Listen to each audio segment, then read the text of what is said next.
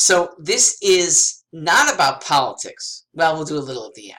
This is about humanity, and it's in the wake of the non-reporting of Iowa returns. The humanity deserves to be reinforced. Reinforced by recognizing the human brain does a lot things better than apps and intricate computer programs. And we deserve to put things in their place. And putting things in the place of just counting groups that total no more than 800 is not hard. It's not.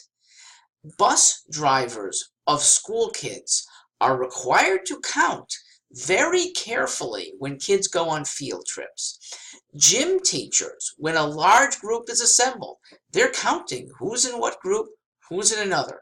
Those Iowa caucus precinct captains and their lieutenants, because there's multiple people, had ample ability to count correctly, recount if needed, certify with other observers, and they probably did. Apparently it's the transmission that was the problem. That's where backup comes in. Okay? Paper backup. My students have this. My company has this. We're used to a lot of online electronic stuff, but you can't be bereft when online fails you. I've had classes with a lantern because the power grid went down. We carried on. We have paper inputs for times when the computer's not receiving our stuff. Something as important as reporting precincts. Frankly, it's not that important. I'll get to that. Reporting precincts over and over and over is deserving of just plain, here are the paper counts in one place. Well, times or add 1,600 of these together, and you have an actual count.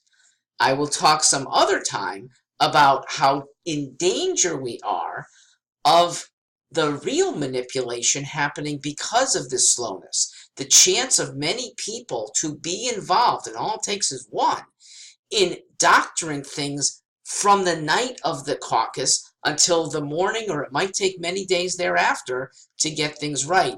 They're in danger of never getting it right. Here is what computers are good for. Big things. Things that are beyond our brain power. Don't replace the brain for fairly simple things. And it's a shame that in our schools, we've been doing that when we entrusted all this stuff to the calculator. Again, big things. Long division is definitely a time saver on computer. But 8 times 9 equals 72 shouldn't be left to a computer. It's your brain. And we are dumbing down too many kids and now adults by reliance, over-reliance on computers, and we're dumbing down systems. We're making them unworkable if we don't have a backup for the big things we choose that we are occasionally on the wrong side of.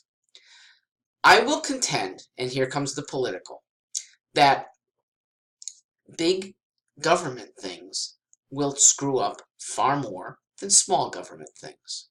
It is why Democrats screw up far more than Republicans. Republicans do not trust government in the first place, and so their mantra is scrutinize because we can't trust that much.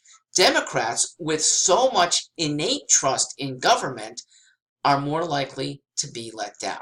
Now, in 2012, the Iowa caucuses got it wrong on the Republican side, and it took 2 weeks before they rectified and said, you know what, the actual winner was Ted Cruz, not Rick Santorum.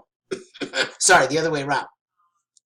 The impact of either of these caucuses is minimal because they are nominating a few delegates to a very big convention with nearly 4,000 delegates, Iowa sending up 41.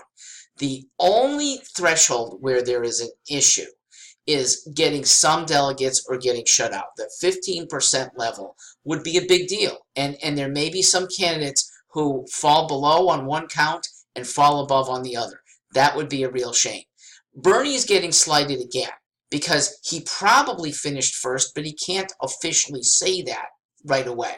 So once again, he's kind of screwed by the process. Now, ironically, he was the one 4 years ago that pushed to have a process where we have triple counting, and that might have been in the way of these Iowa results. He, being on the losing end of a bunch of coin flips in Iowa, and wanted the world to know for future, whether he was a candidate or not, for future, here's the fair way. What did people really choose on the first round, on the second round, and finally on the third round? That may have complicated things. Again, it shouldn't have complicated things more than what a 6th grade teacher does for and with her kids every single month. I'm Mark Stewart. Thank you for listening. In New Hampshire, we'll get it right.